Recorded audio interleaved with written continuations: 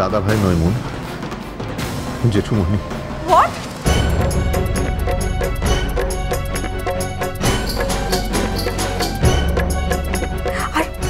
আর একবার জেঠিমনির কথাটা ভাবো।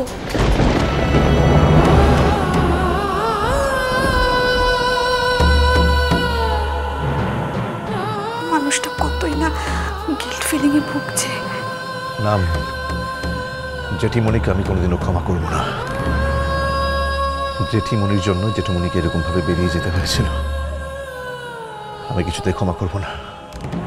এইভাবে বলো না অর্চি, অ্যাক্সিডেন্ট এটা একটা। এই অ্যাক্সিডেন্টের উপর কি কারোর হাত আছে? কারোর হাত থাকে?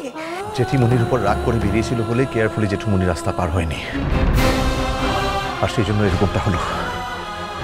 আমি জীবনে কোনোদিন জেঠিমনিকে ক্ষমা করব না, কোনোদিনও না। অর্চি, এখন এসব কথা বলার সময় নয় অর্চি। যাও, তুমি বাড়ি যাও তাড়াতাড়ি। একদিন এই মানুষটা আমাকে মা লক্ষ্মী বলে ডাকতেন।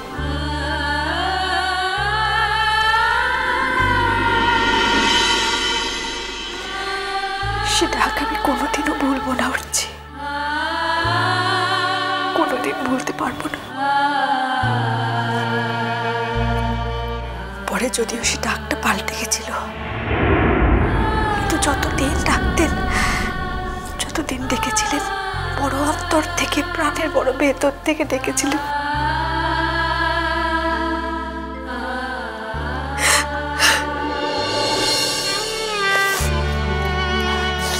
আচ্ছা, আমি রাখছি,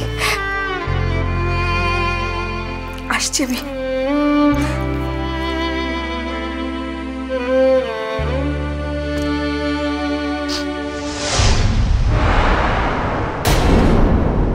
মা, ওমা, মাথা ঘুরছে নাকি তোমার? বসবে?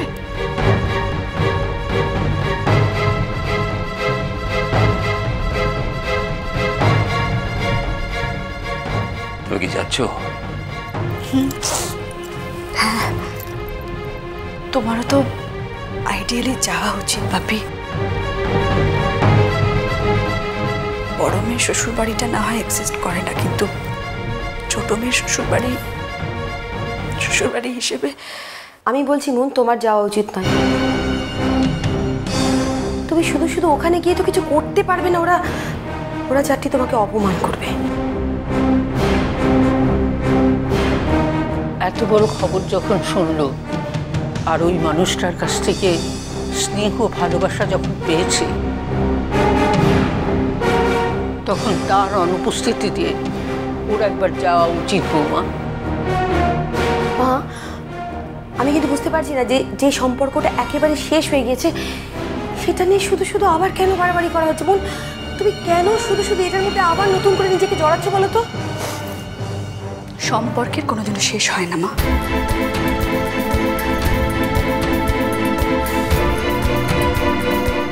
সম্পর্কের শুরু শেষ কোনোটাই আমাদের হাতে থাকে না, আমাদের হাতে নেই। যোগাযোগটা বন্ধ হয়ে যায়, সেটা মানুষের হাতে, তার বাইরে আর কিচ্ছু নয়।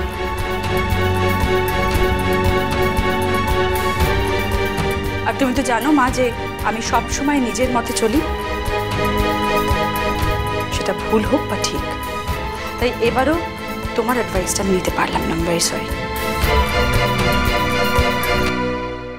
বলছিলাম, হ্যাঁ আমি জানি তুমি নিশ্চয়ই যাবে। আমার সঙ্গে যাবে না, আলাদাই যাবে তুমি? তোর যদি আপত্তি না থাকে তাহলে একসাথেই যেতে পারি। যে মেয়ে বাপ বলে স্বীকারই করে না, যে মেয়ের জন্য আরেকটা মেয়ের জীবন ছাড়খাড় হয়ে গেল, তুমি তার শ্বশুর বাড়িতে কর্তব্য করতে যাচ্ছ, তাই না? বলিহারি মনুষ্যত্ব তোমার। এই একই কথা অনেকবার বলেছে বৌদি। এই একই কথা শুনতে শুনতে আমাদের আর ভালো লাগে না। আমি আজ সেখানে আমার মেয়ের শ্বশুরবাড়ি বলে যাচ্ছি না,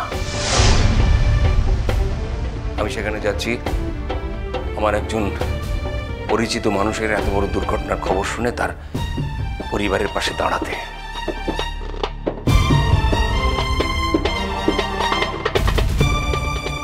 মনুষ্যত্ব এখনো অবশিষ্ট আছে। অনু, তোমার মতো আমি সর্বস্ব হারাইনি। চলো মা।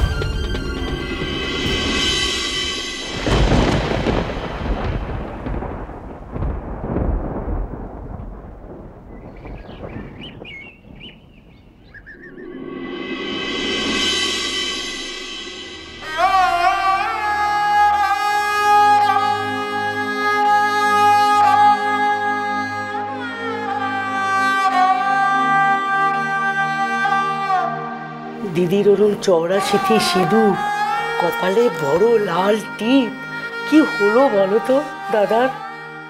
সামনেই পুজো, দাদা তো প্রেসিডেন্ট ছিলেন পুজোর।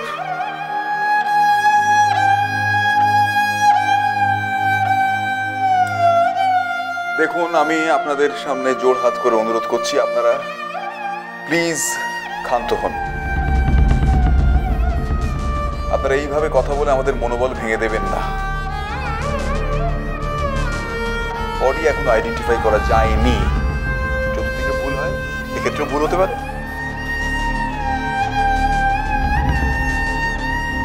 না না নতুন ঠাকুরপো, খারাপ খবর কখনো ভুল হয় না। খারাপ খবর বাতাসের আগে ওড়ে, এই সব খবর কোনোদিন মিথ্যে হয় না।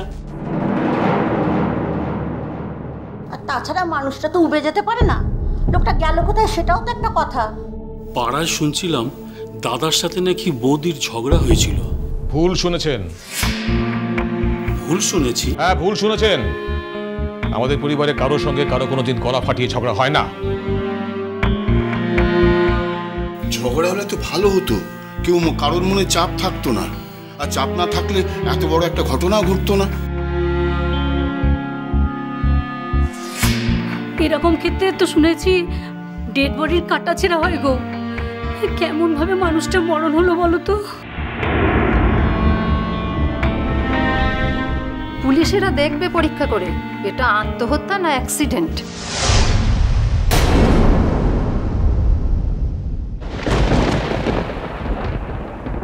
আর যদি বোঝে এটা আত্মহত্যা, তাহলে আমার হাতে হাত করা পড়বে। আর এই আপনাদের সকলের সামনে দিয়ে এই গলি দিয়ে আমাকে নিয়ে গিয়ে পুলিশ ভ্যানে তুলবে।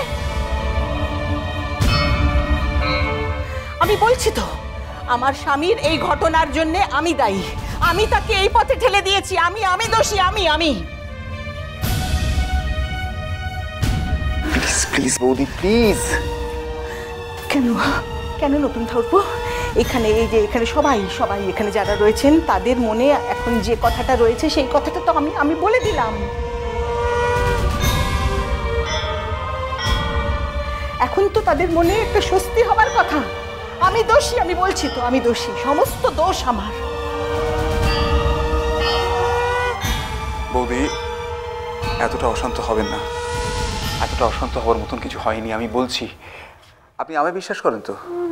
আপনার নতুন ঠাকুরপোকে আপনি বিশ্বাস করেন না? আমি আপনাকে বলছি এসব কিচ্ছু হবে না। একটা ভালো খবর আমাদের জন্য জাস্ট ওয়েট করছে। আমি যাকে দাদা বলে ডেকেছি তিনি কখনো এমন অবিবেচক ভাবে এইভাবে সবকিছু ইনকমপ্লিট রেখে তিনি চলে যেতে পারেন না, কিছুতেই না। দিদি তো বরাবরই মাছ ছাড়া ভাত খেতে পারে না, সেটাই তো আমরা বলাবলি করছিলাম। এখন ভাত খাবে কি করে?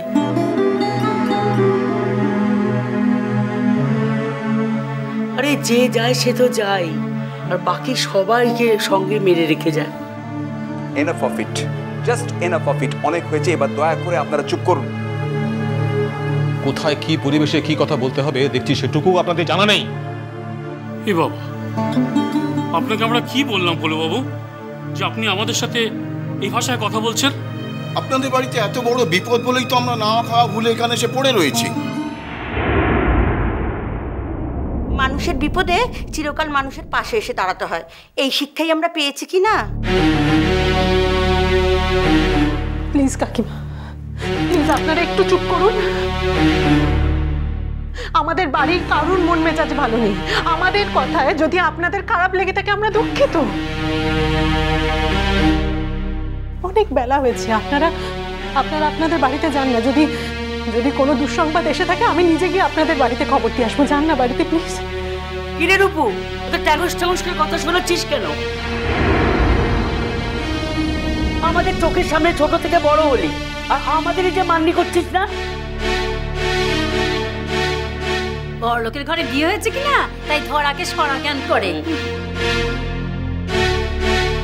তাও ভালো, এখন তো বরের মতিগতি ফিরেছে, আমাদের তো আর কিছু জানতে বাকি নেই। দোহাই দিদি, দোহাই, একটু চুপ করো তোমরা। বিশ্বাস করো, আমাদের এখন এইসব কথাবার্তা শুনতে একদম ভালো লাগছে না। রূপু যদি কোনো অন্যায় করে থাকে আমি রূপু হয়ে তোমাদের কাছে ক্ষমা চেয়ে নিচ্ছি। তোমরা সবাই একটু চুপ করো, একটু চুপ। বৌদি শান্ত হন, আমি বলছি আপনি শান্ত হন, আপনি ঘরে চলুন। মিষ্টি কুটুম মিষ্টি কুটুম মিষ্টি কুটুম।